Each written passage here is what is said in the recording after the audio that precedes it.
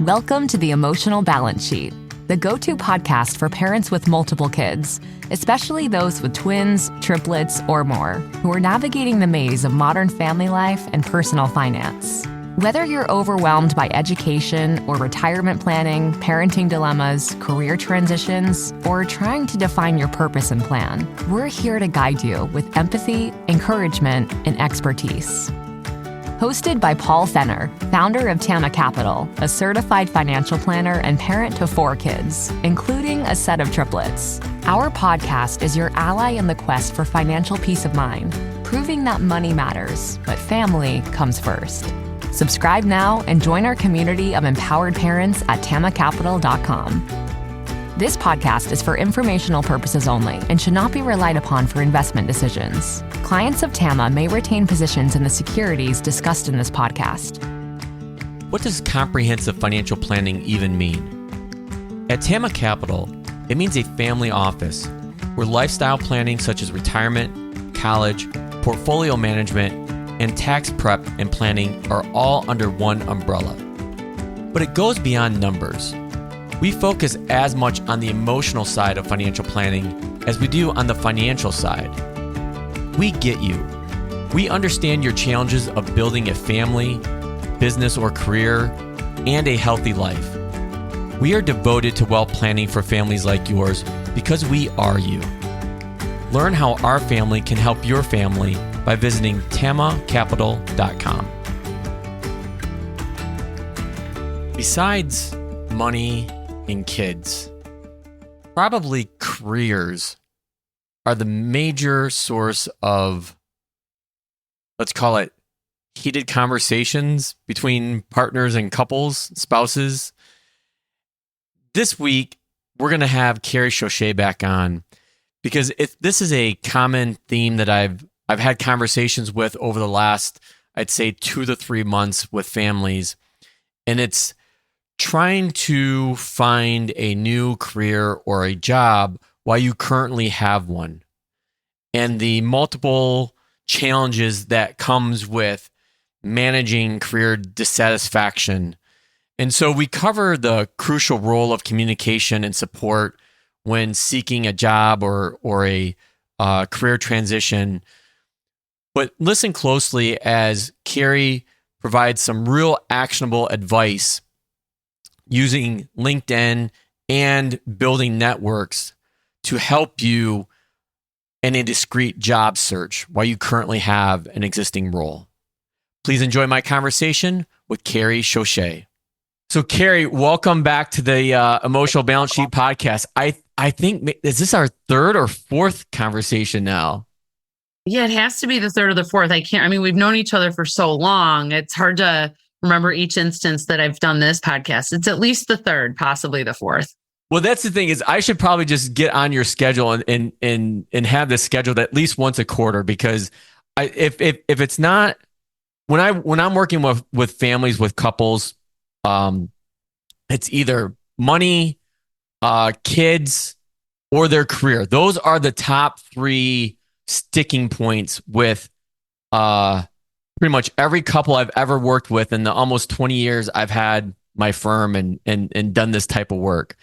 And so today is no different. And now I've got 3 or 4 families going through this situation right now. And so here I'll set it up for you and the audience, is that these families are going through a difficult time because all the spouses, husband and wife, they all have careers. They all have jobs, but they're not dual income. Are you saying they're dual income families? Yep. Or dual income families? Yep. So both partners, both spouses are working, and what's not working is that one spouse or partner does not like their job and or career, because I talk about it in 2 different things. Your career is one aspect, your job is another. So you could like your career, like I'm in sales and I like being in sales, but I'm in sales at company X, Y, and Z, and I don't like company X, Y, and Z.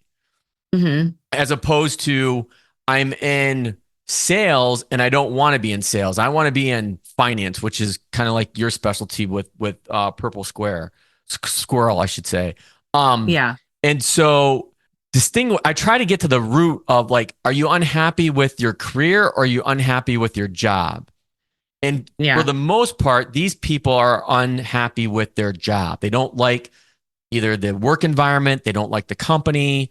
It just doesn't work anymore.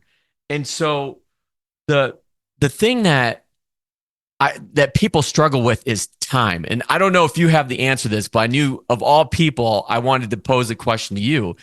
Is the feedback that I get, it's like, well, after I work 8 hours a day, 9 hours a day, 10 hours a day, I come home, I have to help manage the household with the kids because mostly everybody has two or more kids. Like you've got 3, I've got the triplets plus 1. Yeah.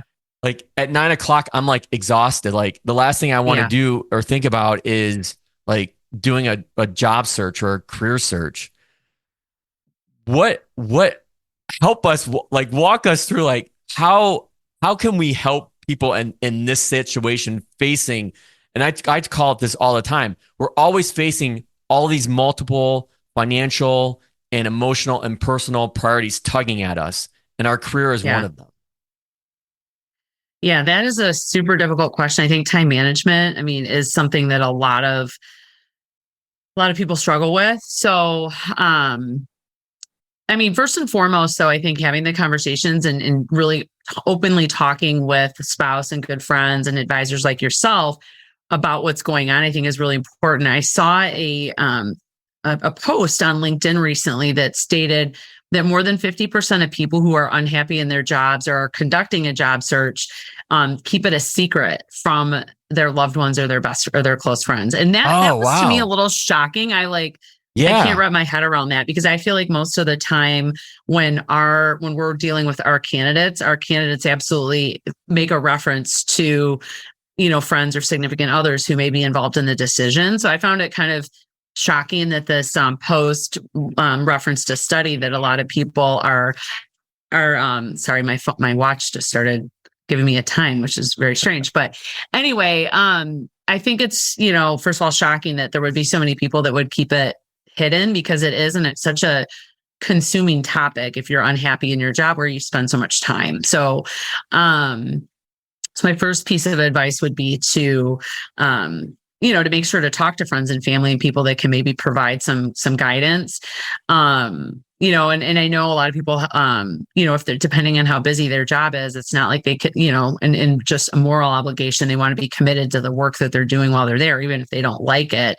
But if they get a lunch hour, you could go somewhere quiet with your computer and, take your, maybe work on something job search related over a break or a lunch hour. Taking even a day off just to get that reboot of, taking a vacation day if you need to and meet with like a career coach or talk to some recruiters, do something to kind of get that job search jump started. Because I think if you dedicate, some time on the front end, it gets a lot easier from there, getting your materials together, your resume, and some of those kind of front end basics. And then there's easy apply on a lot of jobs, so you can start submitting applications. It doesn't have to be too time consuming once you've got your front end work done. So I don't know if that helps, Paul, just for some kind of early stage advice. No, I think it does. And that's a really interesting stat because I would think that, you need, you want, and probably more so need your spouse's or partner's support in going through this. Because more than likely, because I talked to both sides of it, and the person that's not searching for the job or career is frustrated with the other spouse or partner because all they're getting is like the negative feedback every day about how awful things are.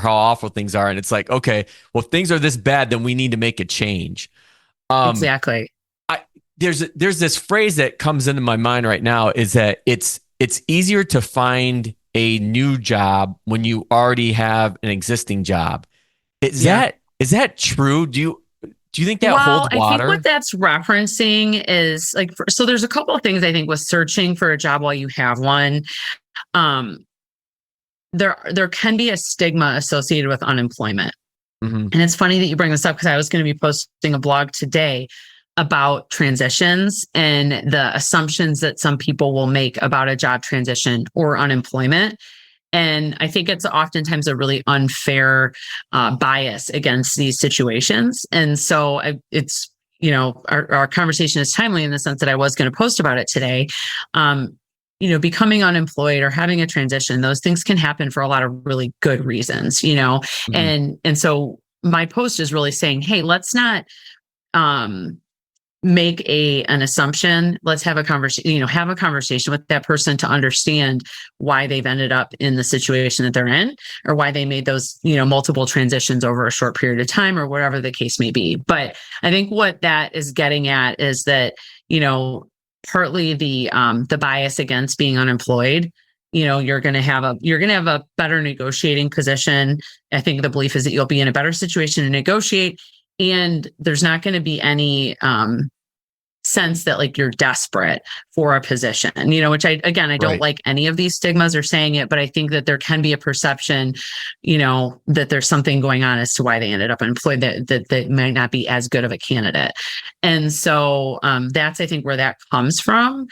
And I think every person's situation is unique, which I'm also going to reference in the blog I post. But if you're working, then it can also give you a different lens to view your new potential employers, because you want to be as objective as possible. And so there's that idea of like running towards something or running away from something. I'm just going to say that type of thing.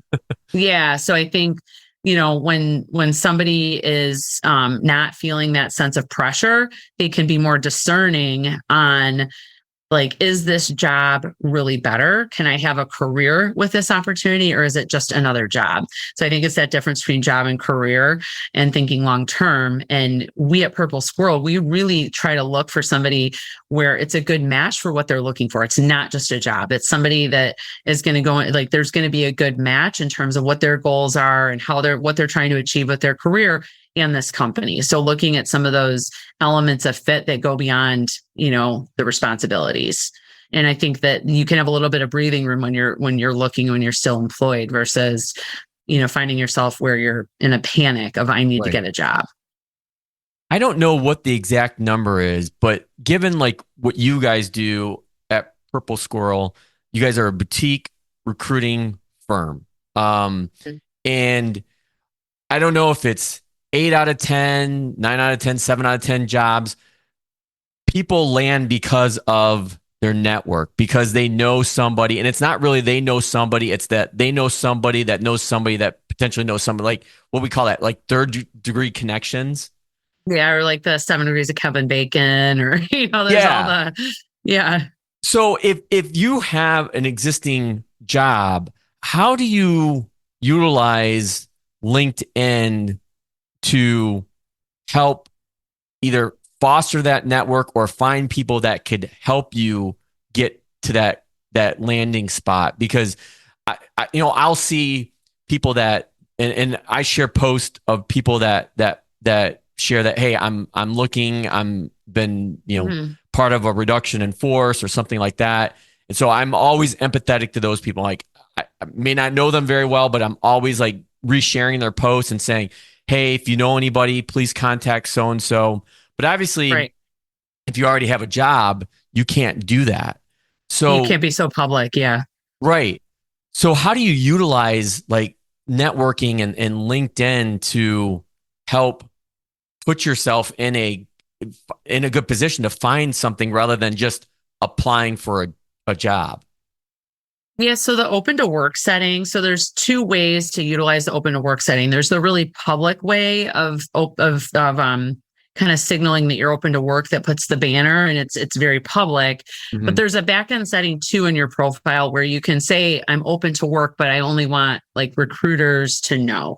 And so that way, if you use that more discreet function of open to work, when we as recruiters are looking for people, one of the buttons we can push is like, hey, show me the people that are open to work first. And so like, it'll show us like, we'll use different criteria. And on that topic, it's really important to have a well built out profile and in your open to work settings, choosing not just job titles that you've had before, but job titles that you would seek.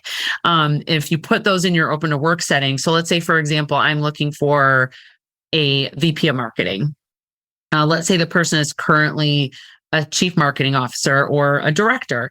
If they would also, because depending on the company, the job responsibilities might be appealing with a different title. And so let's say, for example, the person's currently a CMO, but when in their open to work settings, they say, I'm interested in VP of marketing positions or VP of sales and marketing, or, listing a few different titles for the open to work. Then when we are searching, we'll use title as one of the factors that we're searching for.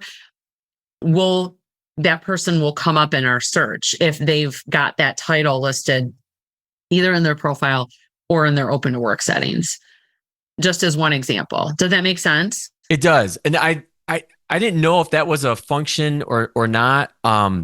So if somebody does that, can their current employer still see that they're open? No, so work? it's hidden, and LinkedIn has some sort of firewalls that prevents even so for example, if I work at Google, and I am open to new opportunities and I click it in the back end settings where it's private, that only recruiters can see it, Google recruiters cannot see the Google employees that have the open to work setting. So they do things to try to protect the confidentiality of the job seeker. That's awesome. That actually puts my mind at ease, because I think that is a really good feature. So as far as, going back to networking, obviously when you currently have a job, it's hard to go out and potentially make those connections. Do you have any advice on how people can do that while they're still working? Yeah, I mean, definitely. I think having a network, being active with your network when you don't need it, is one of my top pieces of advice there. And so, for example, I think you've told us that many times before, probably every time we've had a conversation. Being involved in industry groups is a great way, because that should benefit any employer you have too. For example, I'm heavily involved with Financial Executives International, which is FEI, and I'm also involved with ACG, which is Association for Corporate Growth. And so FEI, as an example, that's a place where controllers, VP of Finance, CFOs can come world. And network with their peers and learn. So we have learning sessions, and where they can stay up to date, and they earn CPE credits. Also, by the way, if they're a CPA, being a part of association or trade groups like that is highly beneficial. It should be supported by most employers, because there's a value to them for you to continue to be in the community, have a peer group, and maintain learning on trends and best practices that your peers are seeing in other companies. And so I would say, and there's groups like that for different functions. And so being involved in those groups is very, very positive and beneficial, I think, for the career, because then when you do need to tap into your network for a new opportunity, it's not like you're starting at zero. So that would be my first piece of advice. And then, there's oftentimes events and networking opportunities, over lunch or at the end of the, after hours. So, a lot of these events do happen in the evening. So for example, ACG, we vary our events. They're either, we have early morning events, we have midday events, and then we have evening events. So I feel like if somebody's really committed to the networking piece, they're going to be able to identify time and place to go and do those things, then connect with their peers. Is it kind of getting back to the whole spousal support? Is it good just to let people just start letting people know, hey, I'm looking, I'm open for a new opportunity? I think so. Yeah. And again, you never know where you might have a conversation that leads to an opportunity, so for example, even my kids are on a swim team, and, part of a swim club during the summer. And, I think I've had a conversation poolside with somebody where they've maybe shared something like that with me. And I'm like, oh, hey, well, did you know I'm a recruiter? Hey, send me your resume, or maybe I can make a connection for you. So, they may or may not have known, what my my business was when we started having that conversation. So I think that, you just never know. I mean, it could be another parent at your kid's school. Like, you just don't know who's going to have the connection that could lead to an opportunity. I've placed numerous people that I know personally, because they were open with me about their goals and their search process. Yeah, I think and I've never really put that two and two together with our like with what you do as a recruiter and what I do as a financial advisor. I tell people all the time, like, this is the most serendipitous industry I've ever been a part of. Like, just how randomly people just knock on my door and are asking me for help. I'm like, who are you and where did you come from? Like I never really know like how people get to me, but like once they get to me, then I can peel back the layer and understand like, okay, why? Like, why are they finally seeking to work with a financial advisor? Or in your case, like why somebody's reaching out, to you as a recruiter, to find their next career opportunity. So sticking back to like the network, for a second, is there a right way or a wrong way to ask your network for help, whether it's in person, like say at these events that you're just describing, or probably more importantly online, like on LinkedIn, like, because it's easy to connect with people there, to reach out and to send whatever they call it, the in-mail or whatever as an introduction. But is there a right or wrong way to utilize that? Well, first of all, I think reaching out and making it personal and making sure that there's some personal element to the request, so, and then also being sensitive to the fact that the person receiving the request might also have a really busy schedule. So not assuming like, hey, can I get on your calendar tomorrow? So, I think that sometimes I do get messages that are a little assertive of like, please let me know 30 minutes that you're available to meet in the next several days. And I'm like, wow, like, sure, I'm happy to meet with you, but like I'm traveling, or you know what I mean? Like, so I feel like just taking a little bit of like being a little bit softer in terms of like, hey, this is what I'm trying to do. What's your, how does your schedule look? I would really appreciate, us getting, 30 minutes on the phone, on the calendar in the next, couple of weeks. Cause while it's urgent for you, you can't assume it's urgent for the person on the other side, and they might have a busy schedule that they're juggling too. But I would say on the topic of networking, years ago when I first moved back to Detroit from Chicago, I read a book called The Go-Giver. And I don't know if I've mentioned this before on your podcast, Paul, but I think going into any networking situations with the mindset of like, I'm asking for help, but I can also lend help, and so thinking about, I'm going to be asking for something, but there's reciprocity there. So, if I can help you in any way, I've got a broad network, so kind of thinking about going into that ask with, what you have to offer them as well, I think is always a good mindset. So I like to say, like, thinking about it as net giving, not networking. And so when I first moved to Detroit, I didn't have a lot of clients. I had, not a lot to offer from a standpoint of like true making placements. But, I thought about the way I could help people was with their resumes and, different kind of more background job searching type activities. And so did a lot of kind of pro bono resume reviews and things like that, just to try to be helpful to people, thinking someday maybe I'm going to need their help. And I hope that they'll remember I helped them, type of thing. And so I think thinking about what you can give to your network versus what you can get can reframe those conversations and really set up stronger and deeper connections as well. It's funny you mentioned The Go-Giver, because we both know Rich Spriegel, and Rich, who I've had, I think he was like one of my early guests too, like almost 4 years ago, like you were. And that's how I got a hold of that book, was The Go-Giver. Like he gives that like out like candy. So I'll make sure I'm connected to Bob Burg, the author, on LinkedIn. It's kind of cool to, I've referenced that book for probably 10 or 12 years now. Yeah. Well, I'll make sure to put a link to it in the show notes so people can get a hold of it.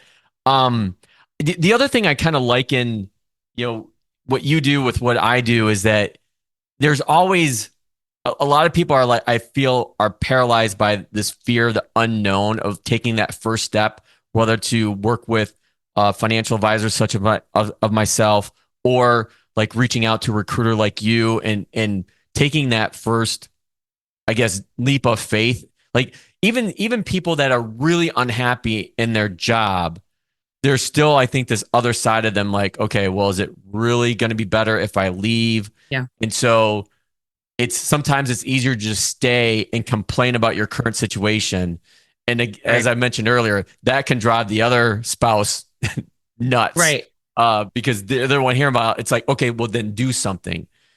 Do you have any, like, what would be like your insight or advice to get people to move, to take that first, maybe obviously emotional, but maybe potentially scary step?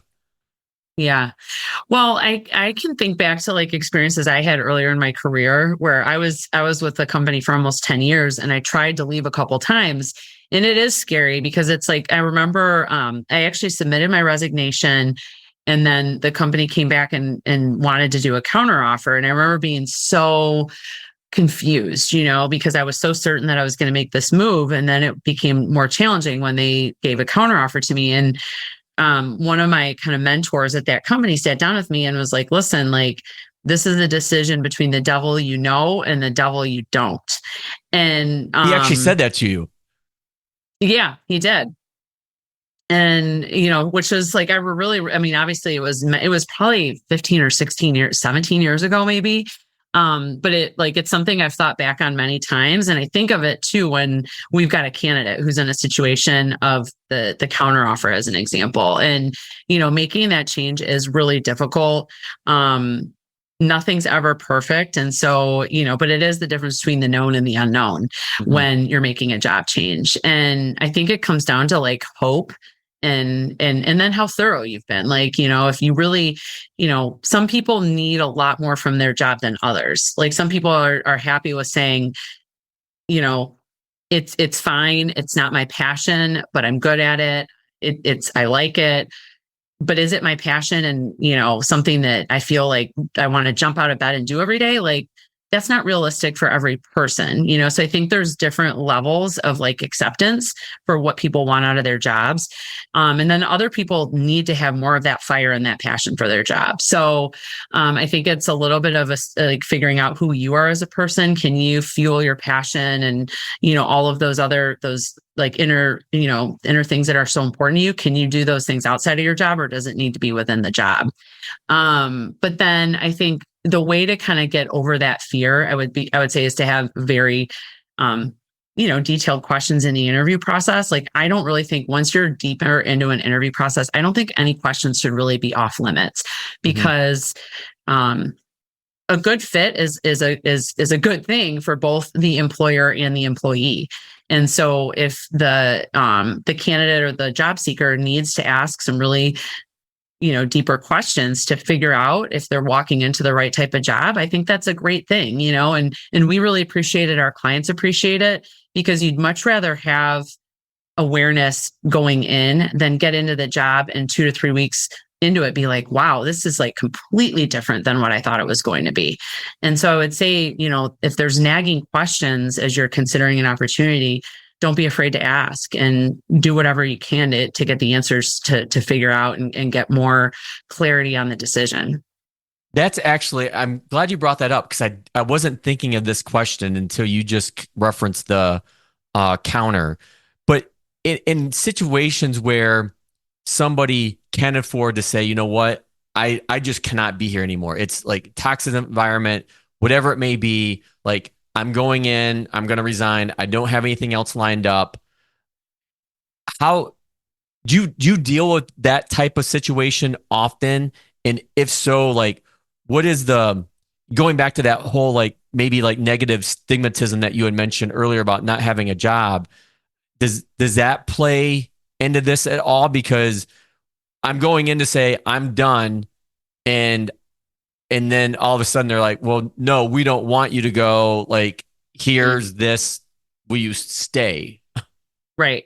Yeah, no, we deal with this, regularly. Thankfully, doesn't happen all the time, but I would say we see it maybe on 10 or 15% of the offers that we make. There's some sort of counteroffer situation. Sometimes it's higher, but I mean, that could be low. Maybe sometimes we don't even hear about it because the candidate is so certain that they're going to make the move that we don't hear about the counteroffer. But it's something we talk about all the time with our candidates, because rarely are people looking just because of money. It's usually a variety of reasons why people are looking to make a job change. Isn't they don't that like the interesting culture. how that's changed over the decades? Because like we're similar in age. I think you're still younger than I am, but like I can think back to like my early 20s, my first career, like that was like the main driver. Like, but now it it's can not. be, but like now it's really, I feel like it's rarely is it purely about money. It's about lack of upward mobility, promises broken, bad culture, toxic boss. Like it's a lot of other things, or fear about the company's stability. I mean, just there's so many reasons why people look for a new job. They're bored. I mean, who knows? It could be anything. But it's rarely, is it just money? And by the way, like it's a little bit of a concern for me, especially with the level that we're working at, is if we ask a candidate, like, kind of, why are you looking to leave? If it's purely about money, they're going to leave our job for money also. Right, exactly. And it worries me a little bit of like, well, if there's not some deeper reason that's prompting you to look for a new job, then I often worry like, okay, somebody's going to call and they're going to offer $10,000 more and they're going to jump ship. There needs to be something deeper than money from my perspective. And there usually is. And so, but on the counter offer, it's usually the first thing that's offered is more money. And so money is not the reason they're leaving, but money is going to be the reason they stay. Or, it's money and, oh, I'm so sorry. We've made you these promises that we haven't kept. We're going to keep them now. And we're going to give you that promotion. And my counter to that is, well, why did it take you leaving to all of a sudden then want, the company wanting to honor the prior commitments, or for them to recognize your value? And so that would be what I would say to the candidate is, gosh, when you told us that you were looking to leave, it was because of these 5 things. I'm sure you've expressed your disappointment, before. Doesn't it concern you that the company is willing to kind of take the step forward only now because you're leaving? And a lot of times companies will make the counteroffer because they want to replace the position on their terms, not on yours. And then there's the question of loyalty, and it does, I think, put the person at risk to accept a counteroffer, because when the company has a chance to kind of maybe replace that position, they're going to do it on their own terms. In some cases, I'm not saying all, but that would be a worry that I would have. Yeah, you just listening to you go through that scenario. I remember back in my corporate career, I did that once, and I regretted it. Like within I think 1 or 2 weeks after like deciding to stay at the company rather than go, I'm like, that was a bad move. And like 6 months later, I was gone. So.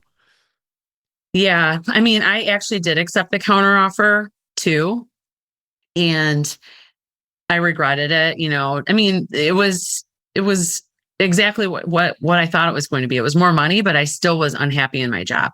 And so I ended up leaving, shortly thereafter anyway, within a year or two.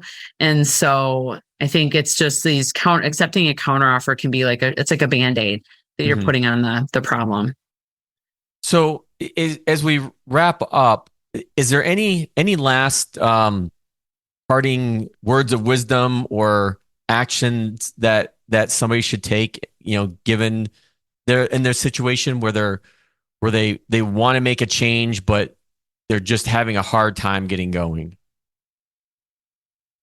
My suggestion would be to make the front end investment, because it gets a lot easier after you've got that front end investment of time. And so what I mean by that is, getting the resume ready to go. That is often, I would say, such a hurdle for people to get started with their job search. So blocking, whether it's a half day on the weekend or taking a vacation day and, working on the resume, or hiring a resume writer.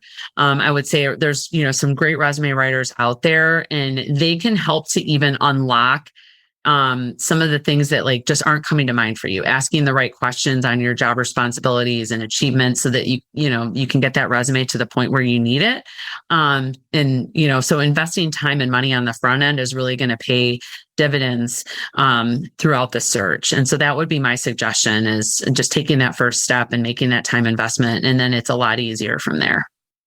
So if you're not already connected with Carrie on LinkedIn, because that's mainly where she hangs out, Yeah. I'll put her link in the show notes. So please connect with Carrie. Her company, Purple Squirrel, offers a whole lot of resources that we've kind of covered throughout the conversations that we've had. And Carrie, I can't thank you enough for coming back on. And I'm sure we're recording this in early August, and I'm sure I'll have you back on towards the end of the year to talk about the job market again, where we're at, and what we're gonna look forward to in 2025.